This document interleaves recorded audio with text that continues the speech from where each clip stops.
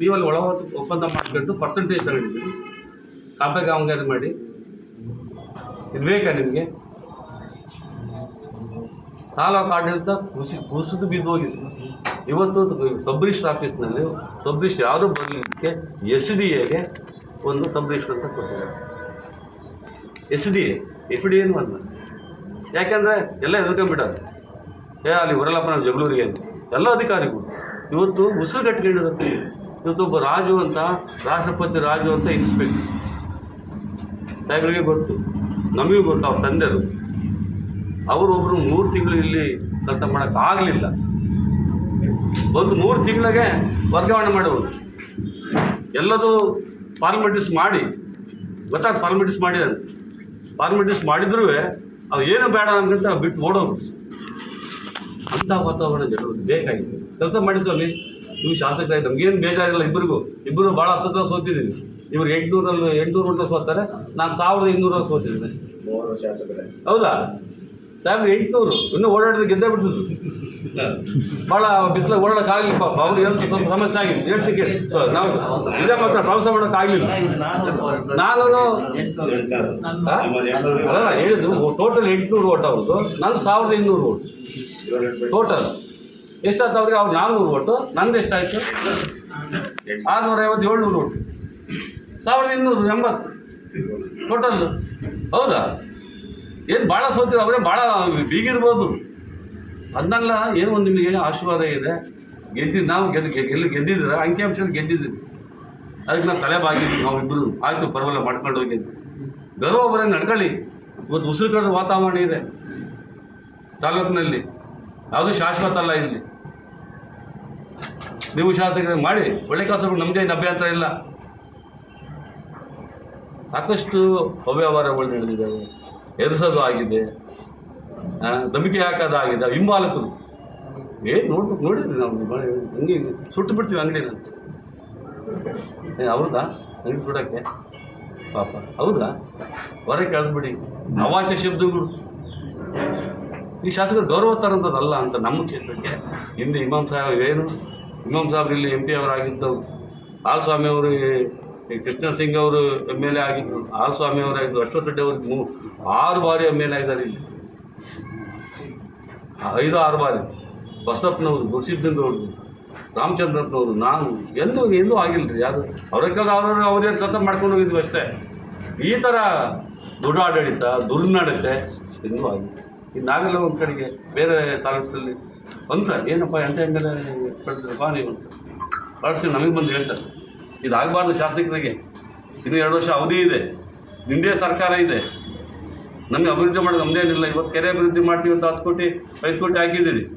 ಎಲ್ಲಿ? ಜಗಳೂರು ಕೆರೆ, ಯಾರು ಗಡಿಮಾಗುಂಟೆ ಕೆರೆಗೆ ಮತ್ತು ಕ್ಯಾಸರಹಳ್ಳಿ ಕೆರೆಗೆ ಸುಮಾರು 10 ಕೋಟಿ ಸಣ್ಣ ನೀರಾವರಿ ಇಲಾಖೆಯಲ್ಲಿ ಈಗಾಗಲೇ ಕಾಮಗಾರಿ ನೀವು ಪ್ರಾರಂಭ ಮಾಡಿದ್ದೀರಿ. ಗುಣಮಟ್ಟದ ಕಾಮಗಾರಿ ಆಗಿ ನಾವು ಅದನ್ನ ಅಬ್ಸರ್ವ್ ಮಾಡ್ತಾ ಇದ್ದೀವಿ. ಯಾವ ಹಳ್ಳಿಗಳು ಇದಾಗಿಲ್ಲ, ರಸ್ತೆಗಳಾಗಿಲ್ಲ.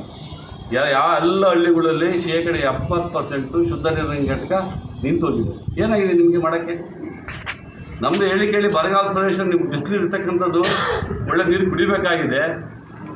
ಹೌದಾ? ಈ ಪಟ್ಟಣದಲ್ಲಿರ್ತಕ್ಕಂಥ ಇವು ನೀವು ಹಿಂಗೆ ಹೋಗ್ತಾ ನೋಡಿದ್ರೆ ಕೆಳಗೆ ನಮ್ಮ ಅವಧಿಯಲ್ಲಿ ಒಂದು ನೀರಿನ ಘಟಕ ಮಾಡಿದ್ವಿ. ಯಾವ ಸ್ಥಿತಿ ಏನು ನೋಡಿ.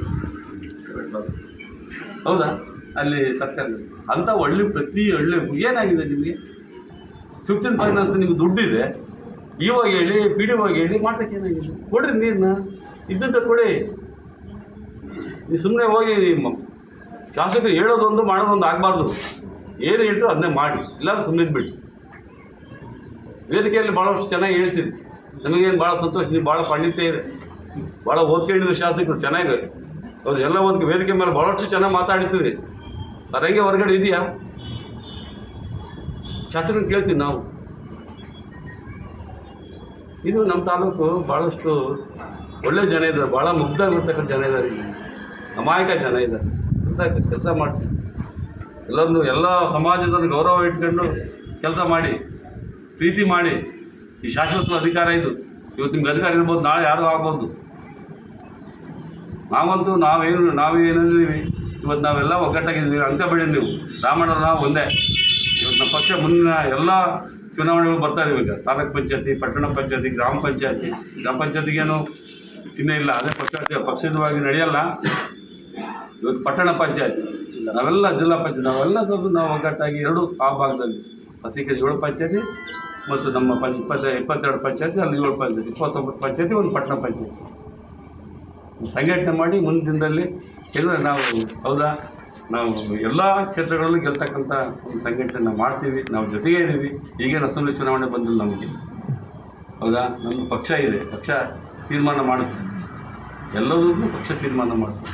ಆ ತೀರ್ಮಾನ ನಾವೆಲ್ಲ ಭದ್ರ ಇರ್ತೀವಿ. ಒಟ್ಟು ಈ ಕ್ಷೇತ್ರದ ಅಭಿವೃದ್ಧಿ ಆಗಬೇಕು. ಶಾಸಕರು ಇದೆಲ್ಲ ಗಮನದಲ್ಲಿ ಇಟ್ಕೊಂಡು ನಾವು ವಿರೋಧ ಪಕ್ಷ ಇಲ್ಲಿ ಸ್ಟ್ರಾಂಗ್ ಇದ್ದೀವಿ. ನಾವು ನೀವೇನೇ ಮಾಡಿದ್ರು ನಮಗೆಲ್ಲ ಗೊತ್ತಿದ್ದು, ನಾವು ಮಾಡಿರಲಿಲ್ಲ ಅಷ್ಟೇ. ಸ್ವಲ್ಪ ಹೇಳ್ದಂಗೆ ಸಾಹೇಬ್ರು ಹೇಳ್ದಂಗೆ ಅವರು ಕಾದು ನೋಡಿದ್ದೀವಿ. ಈ 3 ವರ್ಷ ಆಗಿದೆ, ನಾವೆಲ್ಲ ಮಾಡಿದ್ದೀವಿ. ಅವರು ನೀವು ಇದೆಲ್ಲ ಗಮನದಲ್ಲಿ ಇಟ್ಕೊಂಡು ಈ ಕ್ಷೇತ್ರದ ಅಭಿವೃದ್ಧಿ ಮಾಡಿ, ಗುಣಮಟ್ಟದ ಕಾಮಗಾರಿ ಮಾಡಿ. ಇವತ್ತು ವಿದ್ಯುತ್ ಶಕ್ತಿ ಬಗ್ಗೆ ಮಾತಾಡಿದ್ವಿ. ಗುಣಮಟ್ಟದ ವಿದ್ಯುತ್ ಕೊಡ್ತಾ ಇಲ್ಲ. ಒಂದು ಕಡೆ ಪಾಲಕಟ್ಟೆ ಕಡೆ ಒಂದು ಭಾಗ ಇದೆ, ಸೊಕ್ಕೆಯಲ್ಲಿ ಒಂದು ಭಾಗ ಕೊಡ್ತಾರೆ, ನಮ್ಮ ಭಾಗದಲ್ಲಿ ಬಿದಿಕೆರೆ ಭಾಗ, ಈ ದೊಣ್ಣಹಳ್ಳಿ ಭಾಗ, ಅಣಗೂರು ಭಾಗ. ಮೊದಲೆಲ್ಲ 7 ಗಂಟೆಗೆ ಕೊಡ್ತಿದ್ವಿ, ಈಗ 6 ಗಂಟೆಗೆ ಕೊಡ್ತಾರೆ, 5:30 6 ಗಂಟೆ. ಅದು ಸರಿಯಾದ ಗುಣಮಟ್ಟದ್ದಿಲ್ಲ, ತೊಂದರೆ ಆಗ್ತಿದೆ. 5 ಗಂಟೆ ಇದೆ, ಹೌದಾ. ಕನಿಷ್ಠ ನಿಗದಿ ಮಾಡಿ 3 ಗಂಟೆ, ಸಾಯಂಕಾಲ ನೈಟ್ 3 ಗಂಟೆ, 6 ಗಂಟೆನೇ ಕೊಡಿ, ಹೌದಾ. 6 ಗಂಟೆನೇ ಕೊಡಿ, ನಿಗದಿ ಮಾಡಿ. ಬೆಳಿಗ್ಗೆ 3 ಗಂಟೆ, ಸಾಯಂಕಾಲ 3 ಗಂಟೆ, ಇಂಥ ಅವಧಿಗಿಂತ ಮೊದಲೇ ರೈತರಿಗೆ ತಿಳಿಸಿ. ಯಾವಾಗ ಕೊಟ್ಟರೆ ಏನು ಉಪಯೋಗ ಆಗಲ್ಲ. ಬೇಸಿಗೆಯಲ್ಲಿ ಭಾಳಷ್ಟು ಕಷ್ಟ ಇದೆ. ಇವತ್ತು ಭಾಳಷ್ಟು ಬೆಳೆಯನ್ನು ನಮ್ಮ ರೈತರು ಇಟ್ಟಿದ್ದಾರೆ. ಯಾಕಂದರೆ ನಾವು ಮೊನ್ನೆನಾಗ ಒಂದು ನಿಮ್ಮ ಇದರಲ್ಲಿ ಯಾವುದರಲ್ಲಿ ಪತ್ರಕರ್ತರ ಒಂದು ಪದಗಾಡಕನ ಮಾತಾಡ್ಬೇಕಾದ್ರೆ ಮಾತಾಡಿದ್ದೀವಿ. ಖರೀದಿ ಕೇಂದ್ರ ಮಾಡಿಲ್ಲ, ರಾಗಿ ಖರೀದಿ ಕೇಂದ್ರ ಮಾಡಿಲ್ಲ, ಮೆಕ್ಕೆಜೋಳದ ಮಾಡಿಲ್ಲ ಅಂತ. ಅವತ್ತು ಯಾರೋ ಬಂದಿದ್ದರು ಮೇಡಮ್ ಅವರು. ಈಗಾಗಲೇ ರಾಗಿ ಖರೀದಿ ಕೇಂದ್ರ ಆಗಿದೆ, ಸಂತೋಷ. ಅದ್ರ ಜೊತೆಗೆ ಮೆಕ್ಕೆಜೋಳದ ಖರೀದಿ ಕೇಂದ್ರವನ್ನು ಮಾಡಿ. ಇವತ್ತು ರೈತ ಬೆಲೆ ಕುಸಿದು ಹೋಗಿದೆ. ಬರೀ ಖರೀದಿ ಕೇಂದ್ರ ಮಾಡಿದ್ರೆ ಆಗಲಿಲ್ಲ. ಖರೀದಿ ಕೇಂದ್ರ ಹೇಗೆ ನಡೆದಿದೆ ಅಂತ ತಾವು ಒಂದು ಸ್ವಲ್ಪ ಗಮನ ಹರಿಸಿ. ಈ ಹಿಂದೆ ಖರೀದಿ ಕೇಂದ್ರವನ್ನು ಮಾಡಿ ಭಾಳಷ್ಟು ಅವ್ಯವಹಾರ ಮಾಡಿ ರೈತರಿಗೆ ಹಣನೇ ತಲುಪಿರಲಿಲ್ಲ. ಸುಮಾರು 10-15 ಕೋಟಿ ವಂಚನೆ ಆಗಿದೆ ಭಾಳಷ್ಟು ಹಿಂದೆ. ಈಗ 2 ವರ್ಷದ ಹಿಂದೆ ತಾವೆಲ್ಲ ವರದಿ ಮಾಡಿದಿರಿ ರಾಗಿ ಖರೀದಿ ಬಗ್ಗೆ. ಯಾರ ದಲ್ಲಾಳಿಗಳು ದುಡ್ಡು ಮಾಡ್ಕೊಂಡಿರ್ತಕ್ಕಂಥದ್ದು ಆಗಿದೆ. ಅದು ಸರಿಪಡಿಸಿ. ಖರೀದಿ ಕೇಂದ್ರ ಓಪನ್ ಮಾಡಿದಟ್ಟಿಗೆ ಎಲ್ಲ ಸಮಸ್ಯೆ ಬಗೆಹರಿಯಲ್ಲ.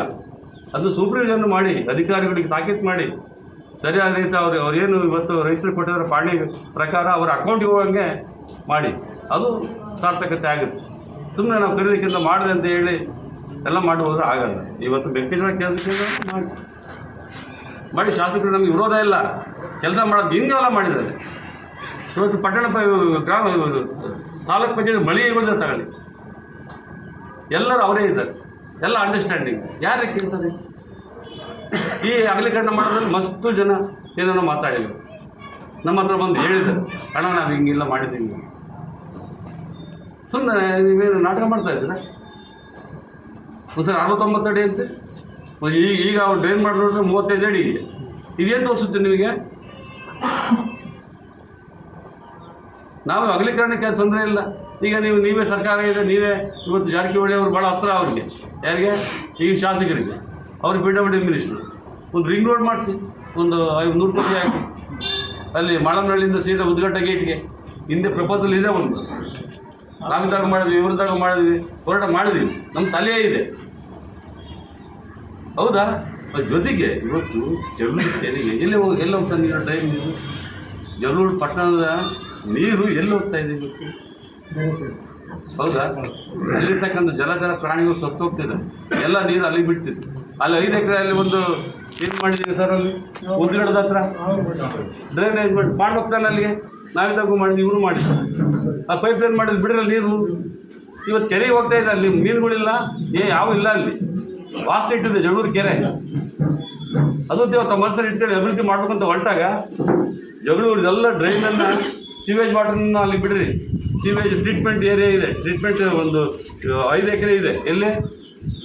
ಉದ್ಘಾಟದ ಹತ್ರ, ಹೌದಾ ಇಲ್ಲ? ಪಟ್ಟಣ ಪಂಚಾಯತ್ ರೇವಣ್ಣ, ಹೌದಾ ಅಲ್ಲ? ಅದಕ್ಕೆ ಬಿಡ್ರಿ, ರಿಪೇರ್ ಮಾಡಿಸಿ ನೀವೇ ಅಧಿಕಾರ ಇದೆ, ಸರ್ಕಾರ ಇದೆ, ಅದನ್ನು ಹಾಕ್ಸ್ಕೊಂಬರ್ರಿ. ಇವತ್ತೆಲ್ಲ ಕೊಳಚೆ ನೀರೆಲ್ಲ ಜವಳದ ಕೆರೆಗೆ ಹೋಗಿದೆ. ಇದಾವಲ್ಲ ಏನಾದರೂ ಏನೋ ಮೀನುಗಿದಾವೆ ಜವಳದ ಕೆರೆಯಲ್ಲಿ, ಯಾರು ಮೀನು ಹಿಡಿಯಕ್ಕೆ ಬರ್ತಾ ಇಲ್ಲ. ಅದಲ್ಲ ಇವತ್ತು